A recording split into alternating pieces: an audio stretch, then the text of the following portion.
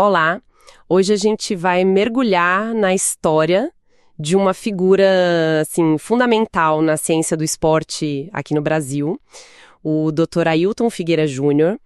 É uma trajetória, sabe, cheia de descobertas, muitas conexões humanas e um impacto, nossa, que vai para muitas áreas diferentes. E, olha, a nossa conversa aqui está sendo inspirada por um capítulo escrito pela Merinês Pereira. Ela é especialista em neurobusiness, tem uma experiência enorme no mundo corporativo. Esse capítulo faz parte de um livro dela, que ainda nem saiu, chamado O Legado dos Titãs. É uma homenagem, né, aos grandes nomes que ajudaram a construir esse mercado de fitness e bem-estar no Brasil. Então, assim, todo o crédito para a Merinês por essa pesquisa incrível e por essa homenagem ao Dr. Ailton. O nosso objetivo aqui é entender um pouco melhor os pontos mais fascinantes dessa jornada. Como é que ele virou o que a autora chama de a ponte humana entre a ciência e a vida? Bem interessante essa ideia, né? Vamos explorar isso. E essa metáfora da ponte humana é muito boa, né? Captura bem a ideia de pessoas que, não só produzem conhecimento, mas que fazem questão de conectar. Conectar a teoria à prática, sabe? Ligar áreas diferentes e, o que eu acho crucial, conectar pessoas. São figuras essenciais para o avanço de qualquer campo, né? E a história dele começa de um jeito bem inesperado, né? Um menino asmático, lá em Santo André, devia ter uns 6 anos. A mãe levou ele para nadar no SESI, indicação médica mesmo. E lá ele encontra o professor João Batista, que foi o primeiro mentor dele. E já tem um detalhe aí. O professor não só ensinou o básico, né, a nadar, mas deu uma verdadeira aula para a mãe dele sobre sistema respiratório. Usou até uma apostila que ele mesmo fez. Transformou uma coisa que era obrigação em descoberta. Isso é muito significativo, né? Mostra desde cedo um foco na educação, em entender o porquê das coisas, não só fazer por fazer. Ali, plantou uma semente, sabe? A ideia de que o conhecimento te dá poder, te faz entender o processo. Pois é. E aí o esporte entrou na veia mesmo. Jogou vôlei na Pirelli. Teve professores que marcaram no colégio, tipo o Décio, o Márcio Cataruzzi. A educação física acabou parecendo o caminho natural. Mas aí, na hora de escolher a faculdade, bateu aquela dúvida. FEFISA, lá em Santo André mesmo, ou a FEC, a Faculdade de Educação Física do ABC. O pai dele foi pedir um conselho para ninguém menos que José Carlos Brunoro, uma lenda do vôlei.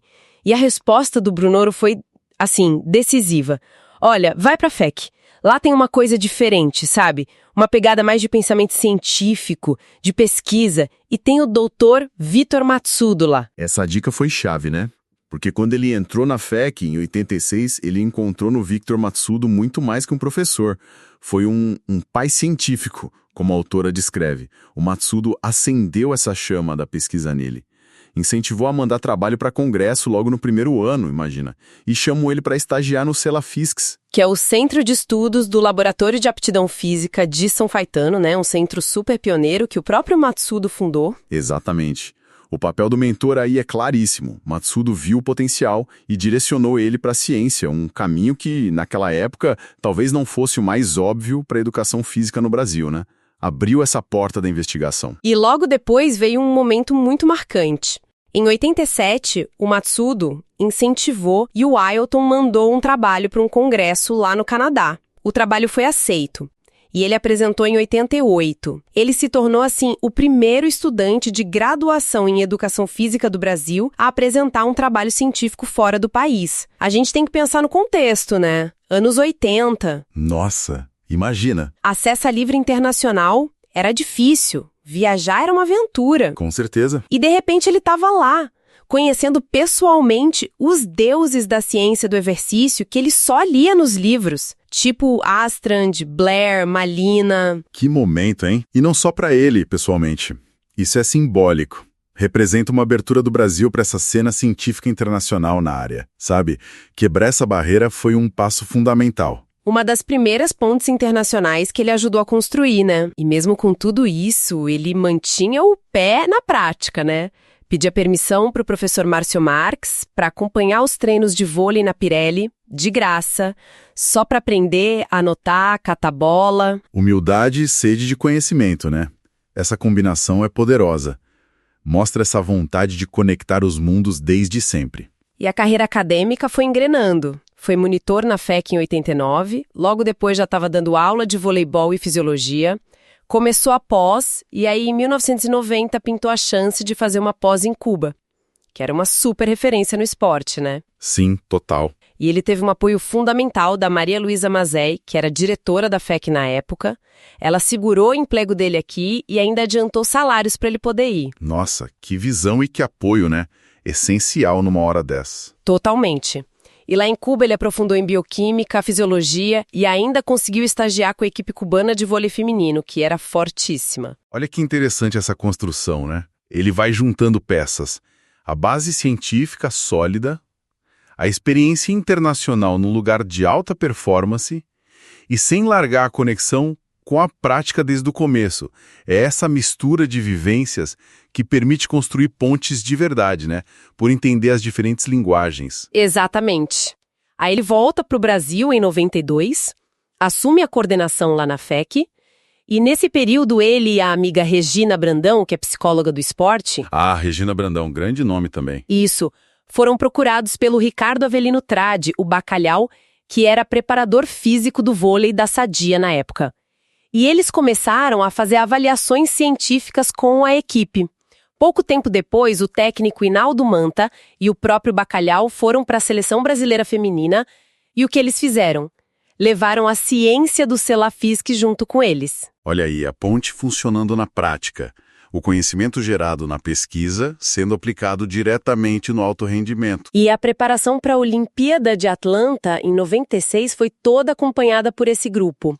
Tem até uma história ótima. No Congresso Científico Olímpico que rolou antes dos Jogos, lá em Dallas, o Ailton apresentou os dados de capacidade aeróbica da equipe.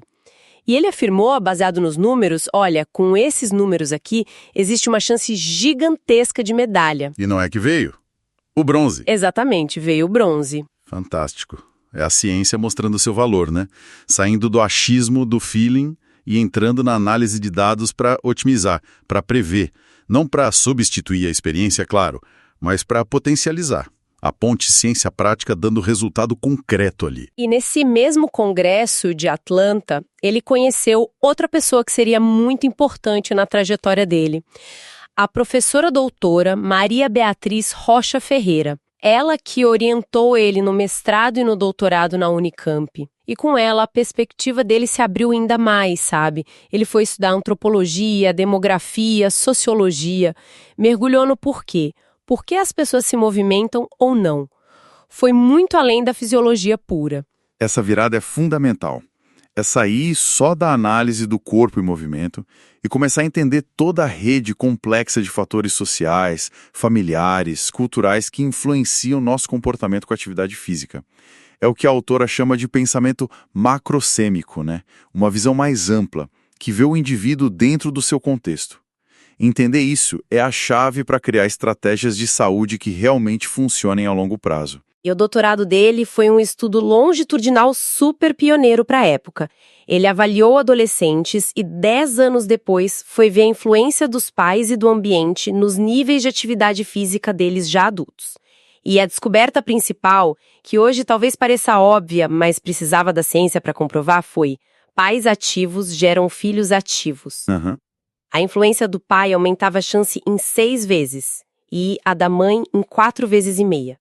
Um trabalho que teve influência de gigantes da área como Robert Malina e o Claude Bouchard. Números impressionantes, né? Mostrando o peso do exemplo e do ambiente familiar.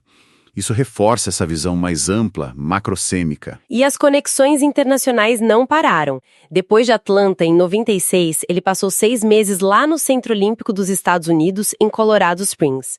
Lá ele ficou amigo do Steven Fleck, um dos maiores nomes do mundo em treinamento de força. Na época, o Fleck era consultor da NASA, imagina. Que nível! Steven Fleck é referência total. Total.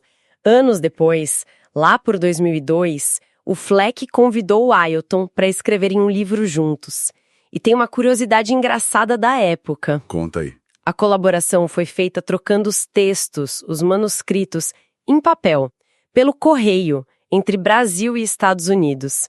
O Ailton traduzia a parte do Fleck. Não acredito. Pelo correio? Que trabalheira. Pois é. E com a ajuda do Fábio Mazzonetto, lá da Forte Editora, Para editorar tudo, o livro levou 1 ano e meio para ficar pronto. E o resultado dessa ponte Brasil e US, feita à moda antiga, foi o livro Treinamento de Força para o Fitness e Saúde. E esse livro foi um divisor de águas aqui no Brasil, né? Porque ele introduziu e popularizou muito o conceito da periodização ondulatória. Isso foi uma quebra de paradigma enorme em relação àqueles modelos mais lineares de treino, sabe? O famoso 3 de 10 por semanas a fio. Ah, sim, o clássico. Exato. A periodização ondulatória propõe variar o estímulo, intensidade, volume de forma planejada a cada treino dentro da semana. Tipo, segunda foca em força, quarta em hipertrofia, sexta em resistência, por exemplo. É uma abordagem bem mais dinâmica, mais inteligente para otimizar resultado e evitar estagnação. Foi trazer conhecimento de ponta para a nossa prática aqui. E a partir de 2010, ele já como professor no mestrado e doutorado da Universidade São Judas Tadeu, aí a produção científica dele e o papel como orientador explodiram, né? São mais de 280 artigos, 18 livros, 37 capítulos de livro, ufa! E tem uma obra que é um marco, o Tratado de Musculação. Ele reuniu mais de 100 autores, um esforço de colaboração, assim, gigantesco. 100 e tantos autores? Nossa! E ele continuou publicando muito, inclusive com ex-orientandos que viraram parceiros de pesquisa, como o Dr. Fábio Cecchini. Isso mostra bem aquela ideia de semeador de conhecimento, né? Não é só produzir o próprio, mas multiplicar, criar um ecossistema mesmo, formar gente nova, colaborar em escala. É um legado que vai muito além do que ele publicou sozinho. E esse papel de ponte humana fica muito claro no jeito como ele conecta as pessoas. A autora Merenice Pereira conta uma história ótima no capítulo. Um ex-aluno da época da graduação procurou ele, anos depois, querendo voltar a estudar. O Ailton na hora fez a conexão. Olha, vai fazer mestrado na São Judas. Procura a professora Marília Velarde, ela trabalha com dança, pode ser interessante para você. Que legal, já direcionando. Exato. Aí o aluno foi, procurou a Marília, foi orientado por ela, terminou o mestrado. E para fechar o ciclo, sabe quem ele convidou para a banca de defesa? O próprio Ailton. Mostra essa generosidade e essa visão de rede. E a pesquisa dele também continuou avançando, claro. Ele desenvolveu com o grupo dele uma equação para calcular o gasto calórico durante a musculação. Super útil, aplicação direta para o profissional. E o foco foi mudando cada vez mais do atleta de elite para a população geral, sabe? Tentando entender as barreiras para a atividade física no dia a dia. Faz todo sentido essa transição. E aí ele entrou num campo que eu acho fascinante, a influência da afetividade e da neurociência na aderência ao exercício. Ele começou a investigar os gatilhos mentais. Ele explica, por exemplo, o conceito de ancoragem mental. Sabe aquela experiência de treino que foi muito sofrida, muito negativa? Sei, aquela que você nunca quer repetir nunca mais. Isso pode criar uma âncora negativa no cérebro que faz a pessoa evitar repetir aquilo, mesmo sabendo que faz bem, né? Ele faz a diferença entre adesão, que é começar, e aderência, que é continuar. A grande pergunta passou a ser, por que é tão difícil para tanta gente manter uma rotina de exercícios? E essa é a pergunta de milhões, né? Porque não adianta ter a prescrição perfeita na teoria se a pessoa não consegue ou não quer manter na prática. Entender como a pessoa percebe o esforço, a resposta emocional dela ao exercício, o que motiva, quais são as barreiras psicológicas. Talvez aí esteja a chave para a gente conseguir combater o sedentarismo de um jeito que funcione a longo prazo. É a ponte entre a ciência do exercício e a ciência do comportamento humano. Essencial. E o mais incrível é ver como essa linha de pesquisa, junto com todo o conhecimento que ele já tinha, gerou aplicações práticas, assim, de um impacto enorme, em áreas super diferentes. Quer ver? Manda. Primeiro, oncologia. Ele e o grupo dele criaram um programa de exercícios específico para mulheres com câncer de mama lá no Hospital Albert Einstein, usando o movimento como ferramenta terapêutica mesmo, durante a quimioterapia, para ajudar a diminuir efeito colateral, melhorar a qualidade de vida. Nossa, que trabalho sensível e importante. Muito. E essa linha de pesquisa rendeu vários mestrados, um pós-doc, mostrando o lado humano da ciência, né? Com certeza. Aplicação direta na saúde e bem-estar. Segundo, Uma coisa que parece simples, mas é vital: hidratação. Um estudo que ele fez com o orientando de doutorado dele, o Daniel Rodrigues. Esse estudo foi premiado no American College of Sports Medicine em 2019. Uau! Eles mostraram que beber 500 ml de água mais ou menos 1 hora antes de treinar melhora bastante, até 25%, o controle da pressão arterial durante o exercício. Olha que dica prática e valiosa. Demais! Uma orientação simples, acessível, com impacto direto na segurança de quem treina em academia, por exemplo. Fundamental essa ponte para a segurança, né? E terceiro, um exemplo, extraordinário de aplicação na Força Aérea Brasileira, na FAB. Na FAB? Como assim? Através de um ex-aluno de doutorado dele, o Gilberto Pires, que foi trabalhar na Universidade da Força Aérea, a UNIFA.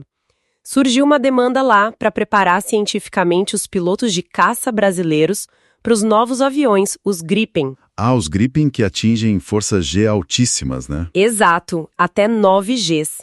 Aí o grupo de pesquisa do Ailton foi para Pirassununga e implementou protocolos para medir parâmetros cardiovasculares, de hidratação e até neurofisiológicos, tipo fadiga, confusão mental durante os voos e as manobras extremas. Que loucura! Ciência do esporte aplicada à aviação de caça. É isso. Um trabalho que também foi premiado e que une a ciência do esporte diretamente com a segurança e a defesa nacional. É incrível. Esses exemplos são a materialização perfeita da ponte entre ciência e vida, né? A pesquisa saindo do laboratório e indo impactar diretamente a saúde de paciente oncológica, a segurança na academia e até a performance e a segurança de piloto em situação extrema. Mostra uma versatilidade e uma relevância da ciência do esporte que é fascinante ver esse alcance todo. E na conversa com a autora, a Merinês Pereira, o Dr. Ailton fez questão, de citar e agradecer um monte de gente, colaboradores, mentores ao longo da vida dele. Marília Velarde, Vilma Piccolo, Osmar de Oliveira, muitos nomes. Ele se vê mesmo como parte de uma rede.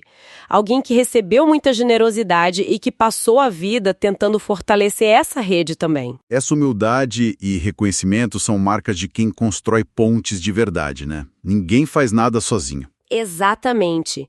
Então, resumindo tudo, a trajetória do Dr. Ailton Filheira Júnior é um exemplo muito claro de como o rigor da ciência pode andar de mão dada com a generosidade intelectual, como a capacidade incrível de conectar pesquisa, prática e, acima de tudo, pessoas.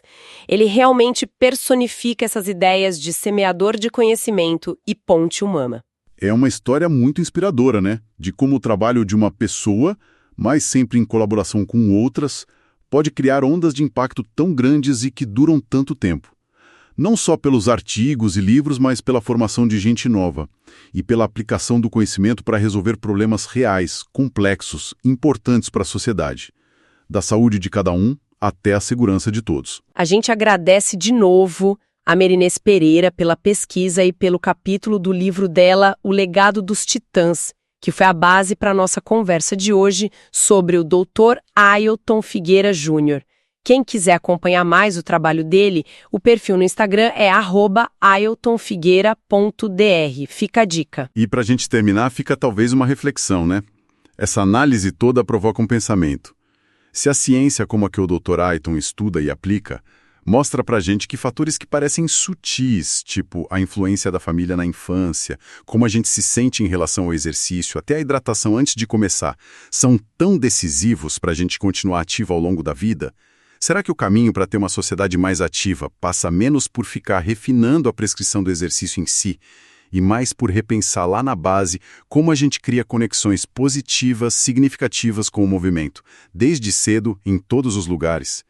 Talvez a chave esteja mais na qualidade dessa ponte afetiva do que na perfeição técnica do exercício, né?